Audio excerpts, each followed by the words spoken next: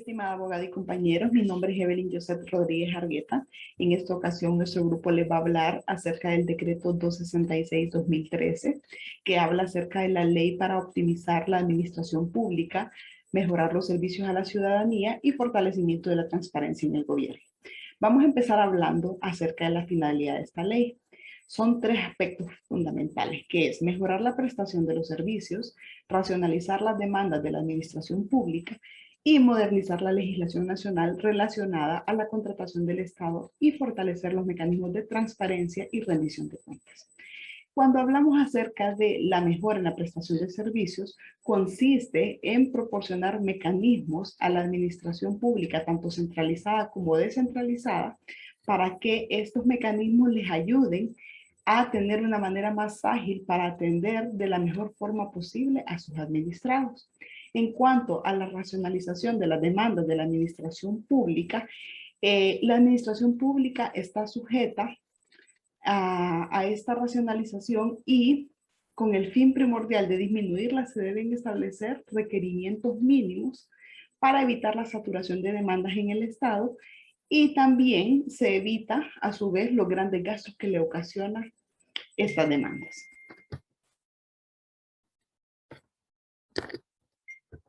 Ahora vamos a hablar acerca de quién es el único que tiene la atribución exclusiva de crear, decretar, reformar y derogar las leyes. Como el título de esta presentación lo dice, el único que tiene esta facultad es el Congreso Nacional. Por lo tanto, el Congreso decreta la ley para optimizar la administración pública, mejorar los servicios a la ciudadanía y fortalecimiento de la transparencia en el gobierno. Vamos a empezar hablando acerca de cuáles son los artículos que se están reformando en la ley de la administración pública, y en el artículo número 1 de esta presente ley describe 28 artículos que se están reformando, empezando desde el artículo número 2 hasta el artículo 124-D. Dentro de todos estos 28 artículos son diferentes, y también está incorporando a la misma ley un nuevo texto como artículo por adición, el cual ocupará el número 98.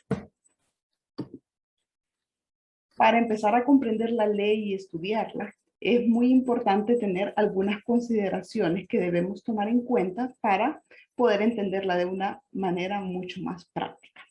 Cuando la ley se refiere a la administración pública, se debe entender que debe comprender los dos tipos de administración, tanto la centralizada como la descentralizada. Ahora bien, los organismos de derecho privado deben colaborar con la administración pública para el cumplimiento de los fines de esta ley. Ahora vamos a ver la parte de la creación, modificación o supresión de los órganos de la administración pública y de las secretarías de Estado o de los organismos o entidades desconcentradas. Para los órganos de la administración pública, incluyendo las desconcentradas y las instituciones descentralizadas, solamente se pueden hacer previa definición del fin público a satisfacer y siempre y cuando acredite su factibilidad económica administrativa. Deben también considerar el costo de su funcionamiento, el rendimiento especializado o bien el ahorro que se tiene previsto. Para las secretarías de Estado o de los organismos o entidades desconcentradas solamente pueden ser hechas por el presidente de la República en Consejo de Secretarios de Estado. Ahora vamos a hablar acerca de la administración pública, y es que esta tiene por objeto fortalecer el Estado de Derecho para asegurar una sociedad política, económica y socialmente justa, con el fin de que afirme la nacionalidad y propicie las condiciones para la plena realización del hombre como una persona humana dentro de la justicia, la libertad, la seguridad, la estabilidad, el pluralismo, la paz, la democracia representativa, participativa y el bien común. ¿Cómo va a ser todo esto? Con el arreglo a los principios de descentralización, eficacia, eficiencia, probidad, solidaridad, subsidiariedad, transparencia y participación ciudadana. Vamos a continuar hablando acerca de qué es lo que contiene cada uno de los artículos que han sido reformados. Como les mencioné anteriormente, son 28 artículos. Vamos a comenzar hablando de manera breve de los artículos 12, 13, 14, 15 y 20 de la presente ley, y estos artículos lo que describen son las facultades que tiene el presidente de la República. Luego, el artículo 22 describe las atribuciones que tiene el Consejo de Secretarios de Estado. Seguimos con el artículo 26, que se refiere a las deliberaciones del Consejo de Secretarios de Estado, que pueden ser de carácter público o privado y serán determinados por el presidente de la República. Luego, el artículo 27 menciona lo referente a las actas, mismas que deben ser levantadas por el secretario del Consejo de Secretarios, donde deba resumir todo lo discutido. Todas las actas deben ser autorizadas con la firma de dicho secretario y del presidente de la República. Ahora les voy a hablar acerca de cuáles son las funciones principales y fundamentales de cada una de las secretarías de Estado. En esta ocasión, únicamente su servidora les va a hablar acerca de la Coordinación General de Gobierno y posteriormente nuestro compañero José Inés Rivera les va a hablar acerca de las siguientes secretarías de Estado. ¿Cuáles son las funciones primordiales de la Coordinación General de Gobierno? Número 1, auxiliar al presidente de la República en la coordinación de todo lo que concierne a la administración pública. Le apoya también en la planificación estratégica, en la definición de políticas generales de la asignación de recursos. Otro aspecto muy importante es que le ayuda con las recomendaciones al presidente de la República para mejorar la eficacia y el impacto de las políticas y programas gubernamentales. Y finalmente, le apoya con la formulación y ejecución de políticas y programas de transparencia y lucha contra la corrupción. Este es mi aporte, espero que les haya sido de mucho provecho. Muchas gracias. Buen día. Competencias de la Secretaría de Derechos Humanos, Justicia, Gobernación y Descentralización. Lo concerniente al Gobierno del Interior de la República, evaluación de los regímenes departamentales y municipales, el apoyo técnico a las municipalidades y a las asociaciones civiles de vecinos y patronos, la regulación de los espectáculos públicos y la protección de la niñez y la juventud, lo referente a las políticas, planes y programas para la promoción y defensa de los derechos humanos, competencia de la Secretaría de la Presidencia, la Dirección Superior del Servicio Civil, enlace con los partidos políticos en su relación con el gobierno, la coordinación con los órganos del Poder Judicial, Ministerio Público, Procuraduría General de la República, Tribunal Supremo Electoral, Registro Nacional de las Personas y Tribunal Superior de Cuentas. Competencia de la Secretaría de Desarrollo e Inclusión Social, lo concerniente a la formulación, coordinación, ejecución y evaluación de las políticas públicas en materia de desarrollo e inclusión social, proyectos que se derivan de esas políticas y los que vayan dirigidos a grupos vulnerables, los orientados a la niñez, la juventud, los pueblos indígenas y afrohondureños, discapacitados, personas con necesidades especiales y adultos mayores. Competencia de la Secretaría de Salud, lo concerniente a la formulación, coordinación, ejecución y evaluación de las políticas relacionadas con la salud de la población, las regulaciones sanitarias relacionadas con la producción, conservación, manejo y distribución de los alimentos destinados al consumo humano, el control y vigilancia de la producción y venta de productos farmacéuticos, cosméticos y sustancias similares de uso humano. Competencia de la Secretaría de Educación, lo concerniente a la formulación, coordinación, ejecución y evaluación de las políticas relacionadas con todos los niveles del sistema educativo formal, lo relativo a la formación cívica de la población y en el desarrollo científico, tecnológico y cultural, la alfabetización y educación de los adultos. Competencias de la Secretaría de Desarrollo Económico, lo concerniente a la formulación, coordinación, ejecución y evaluación de las políticas relacionadas con el fomento y desarrollo de la industria, la tecnología, la promoción de inversiones, imagen de país, de los parques industriales y zonas libres, la relación del gobierno nacional con las zonas de empleo y desarrollo económico sede, el cumplimiento de lo dispuesto en las leyes de protección al consumidor y la defensa de la competencia. Competencias de la Secretaría de Trabajo y Seguridad Social, lo concerniente a la formulación, coordinación, ejecución y evaluación de las políticas de empleo, la coordinación con las instituciones de previsión y de seguridad social, los reconocimientos y registro de la personería jurídica de sindicatos y demás organizaciones laborales, competencia de la Secretaría de Agricultura y Ganadería, lo concerniente a las políticas relacionadas con la producción, conservación y comercialización de alimentos, la promoción y modernización de la agricultura, la generación y la transferencia de tecnología agropecuaria, competencia de la Secretaría de Energía, Recursos Naturales y Ambiente, lo concerniente a las políticas relacionadas con la protección y aprovechamiento aprovechamiento de los recursos hídricos, la actividad minera y la exploración y explotación de hidrocarburos, las políticas relacionadas con el ambiente, los ecosistemas y el Sistema Nacional de Áreas Naturales Protegidas. Competencia de la Secretaría de Seguridad, lo concerniente a la formulación de la Política Nacional de Seguridad Interior, la prevención, investigación criminal y combate de los delitos, faltas e infracciones, la estrecha cooperación con las autoridades migratorias para la prevención de la inmigración ilegal o clandestina y trata de personas, la regulación y el control de los servicios privados de seguridad, el registro y control de las armas y explosivos. Competencia de la Secretaría de la Defensa, lo concerniente a la formulación, coordinación, ejecución y evaluación de las políticas relacionadas con la defensa nacional y la educación y capacitación de los miembros de las Fuerzas Armadas. Competencia de la Secretaría de Obras Públicas, Transporte, Vivienda y Empresas Públicas, lo concerniente a las políticas relacionadas con la vivienda, las obras de infraestructura pública, el sistema vial, urbanístico y del transporte.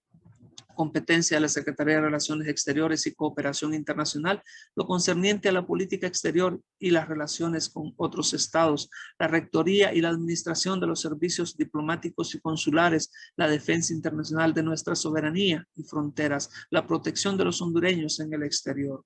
Competencia de la Secretaría de Finanzas, lo concerniente a las políticas relacionadas con las finanzas públicas, la ejecución del presupuesto general de ingresos y egresos de la República, lo relativo al crédito y a la deuda pública, el manejo de la tesorería y la pagaduría de la República.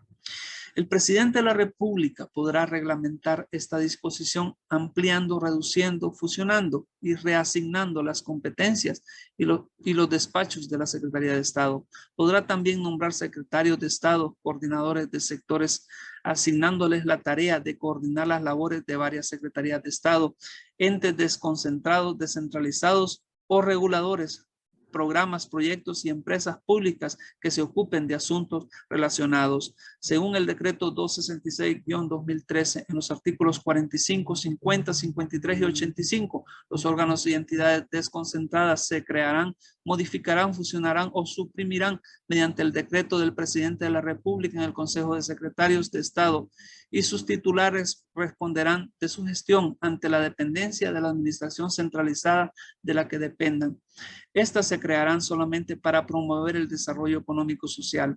Las empresas públicas podrán convertirse en sociedades mercantes, indicando el destino de sus activos y pasivos, y para que surtan efecto las garantías financieras que otorguen las instituciones autónomas, es necesario la aprobación de la Secretaría de Estado en los despachos de finanzas. También menciona en sus artículos 98, 99 y 100 que el Poder Ejecutivo debe intervenir todas las entes, órganos, unidades de administración pública que operen con pérdidas, que no cumplan con sus funciones o no presten los servicios adecuados. Nombrará una comisión interventora que se encargará de la administración de la entidad y realizará una evaluación con asesoría del Tribunal Superior de Cuentas. La comisión interventora tiene todas las facultades administrativas y legales y puede terminar contratos y renovar acuerdos si fuere necesario. Un cordial saludo, abogada y compañeros. Mi nombre es Leonel Alvarenga. Yo voy a continuar con este tema de la ley para optimizar la administración pública. De mi lado, voy a exponer sobre las reformas relacionadas con las juntas interventoras, las reformas relacionadas con la ley de procedimiento administrativo en la parte de procesos y con las reformas en la ley de contratación del Estado. Espero que lo disfruten. Ahí vamos. Bueno, estos son los temas que ya les mencioné. Ahora vamos a ver el tema de las interventoras. El Poder Ejecutivo va a poder establecer un tiempo para que la interventora funcione y la interventora va a tener que rendir un informe para el Poder Ejecutivo dando recomendaciones. De esas recomendaciones pueden, bueno, deducirse responsabilidades, también modificar, fusionar o suprimir alguna entidad. Y bueno, van a haber, de esas reuniones tienen que haber siempre ayudas memoria, con fechas, funcionarios que votaron, que deliberaron. Esa es la reforma primera que vamos a ver. Luego, de esas recomendaciones y medidas que menciona la comisión interventora, pueden salir cambios ya a nivel legal, o sea, a nivel de ley. Entonces, por esa vía se pueden hacer decretos o modificaciones a decretos, tanto del presidente de la República como el Consejo de Ministros. Para cada uno hay ciertos requisitos que cumplir. Ahora, ¿qué pasa con los empleados? Por ejemplo, digamos que se suprimió, o se cambió una Secretaría de Estado, entonces, o un ente descentralizado. ¿Qué va a pasar con esos colaboradores, con esos empleados? Bueno, si tienen acuerdo, tanto ejecutivo o nombramiento, pues mantienen sus derechos y también continúan con el proceso de prestar el servicio en otra entidad que se les va a designar. Si están por contrato, pues hay que cumplir el plazo de contrato convenido entre las partes. Los funcionarios, digamos ya un ministro, ¿qué va a pasar? Mantiene el contrato hasta que las funciones finalicen. Con respecto a los bienes que tenía esa secretaría o esa ente, lo que va a ocurrir es que va a estar administrado por el despacho de finanzas hasta que el presidente decida si se va a reclasificar en alguna partida presupuestaria o qué se van a hacer con esos recursos. Ahora vamos a entrar en materia de la Ley de Procedimiento Administrativo, o sea, las reformas que se hicieron a ciertos artículos de la Ley de Procedimiento Administrativo. En el artículo 1, pues prácticamente en el artículo 1 se agregaron que no será aplicable al gobierno electrónico o a los procedimientos que se tramiten electrónicamente lo aplicable en este artículo. En el artículo número 6 cambiaron básicamente una palabra. Decía el artículo, salvo disposición legal, de lo contrario, el órgano superior no podrá abocarse. Y luego en la reforma dice que sí podrá abocarse. Esto ha sido un tema de discusión en la clase, ¿verdad? Porque la abocación en la Constitución de la República no está reconocida. Entonces es un tema de controversia. En el artículo 41, el reformado, prácticamente excluye a la Procuraduría General de la República y le da esas facultades al Poder Ejecutivo. En el artículo 61 es una actualización, digamos, porque dice que se puede también notificar perdón, no notificar, sino que necesita, para generar una instancia, se necesitan ciertos datos adicionales, como el número telefónico, el correo electrónico, y también agregaron que en el caso de los reclamos administrativos que incluyen el pago de daño real efectivamente causado, se va a requerir que tengamos una solvencia de 5 años de la Dirección Ejecutiva de Ingresos. Bueno, que ahora habría que reformarlo porque es la SAR, pero básicamente es un requisito estar al día con los impuestos durante los últimos 5 años para poder generar una instancia, que cuando se pide, ¿verdad?, una resarcición. En el artículo 87 habla básicamente de una palabra que antes era que se podía notificar personalmente y ahora le agregaron que personalmente o electrónicamente. En el artículo 88 modifican y se agrega que no habiendo podido notificarse personal o electrónicamente, también podrán hacerse las notificaciones en la tabla de avisos del despacho. En el artículo 123 habla sobre la anulación, la revocación y la modificación de un acto solemne que solo podrá dar lugar a una indemnización. En la reforma lo que hacen es decir que solo se puede reparar el daño causante o el daño causado. Y el artículo 126 habla que la administración podrá convalidar los actos anulables subsanando los vicios que adolezcan, excepto, digamos, salvo que se hubieran interpuesto recursos. En la reforma o en la modificación, lo que se estipula es que aunque hubiera interpuesto un recurso contra los mismos, siempre la administración pública puede subsanarlo. Y también eliminaron la sección donde decía que lo dispuesto en el párrafo procedente no será aplicable a los casos de omisión de informe, dictamen o propuestas obligatorias. Vamos a entrar al tema de las reformas en el tema de la ley de contratación del Estado.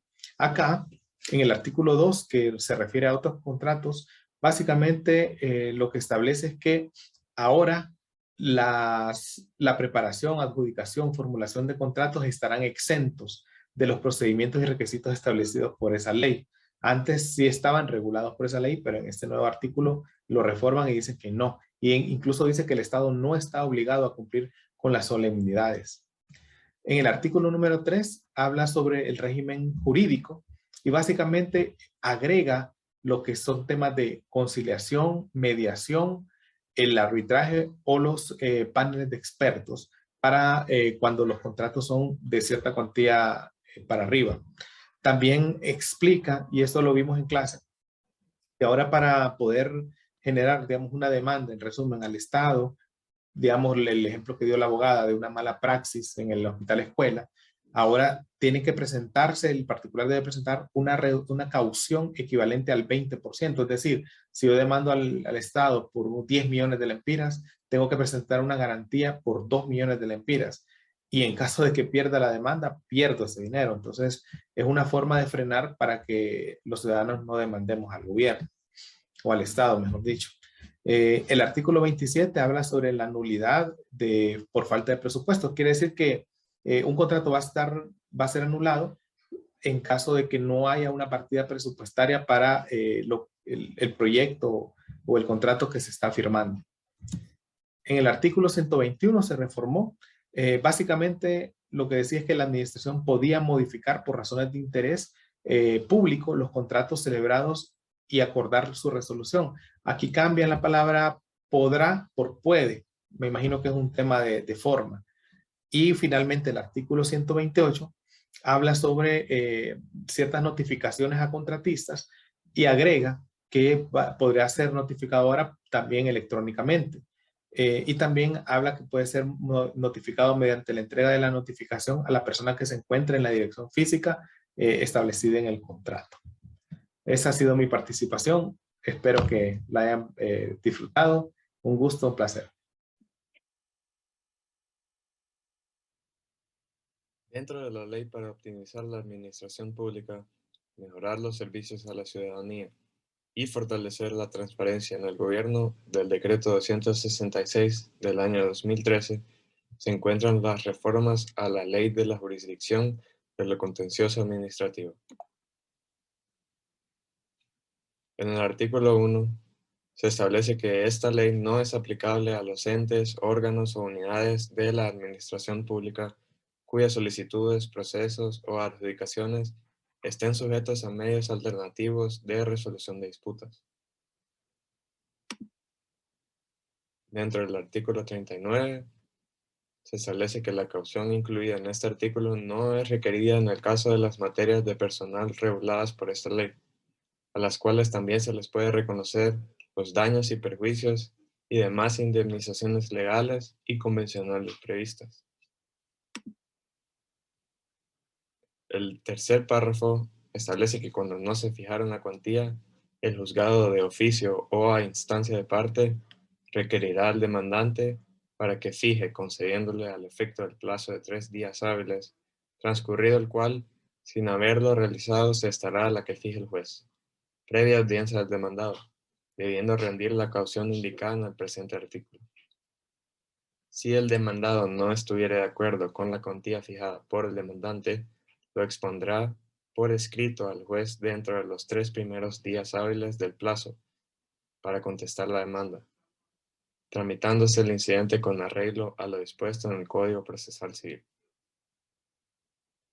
En el artículo 45 se establece que los actos dictados por un órgano de una Secretaría de Estado o un órgano desconcentrado de la Administración Pública Central no pueden ser declarados lesivos por otras Secretarías de Estado u órganos desconcentrados, pero sí en virtud de decreto emanado del Consejo de Secretarios de Estado. Las reformas a la Ley Orgánica del Presupuesto están en el artículo 12, que habla sobre el contenido de los presupuestos de ingresos, específicamente en el numeral 6. Este dicta que los recursos provenientes de los procesos de concesión y privatización, salvo cuando los mismos hayan sido entregados a un fideicomiso u otro mecanismo de propósito especial creado por el Estado, deben estar incluidos en el presupuesto. El artículo 37, que habla sobre la competencia para autorizar transferencias entre asignaciones presupuestarias, en el numeral 2, que es el que sufrió la reforma, establece que corresponde al presidente de la República autorizar las transferencias de fondos presupuestarios entre secretarías de Estado, instituciones descentralizadas y entre ambas. También le corresponde autorizar la modificación o supresión del presupuesto de los entes, órganos o unidades de la administración pública sujetos a un proceso de intervención. La reforma de la Ley Orgánica de la Procuraduría General de la República se encuentra en el artículo 11, dándole competencia al Procurador y Subprocurador General de la República para actuar como ministros de fe pública en la autorización de documentos públicos en los que tenga interés el Estado, cuando la ley lo permita. De manera contraria es inadmisible.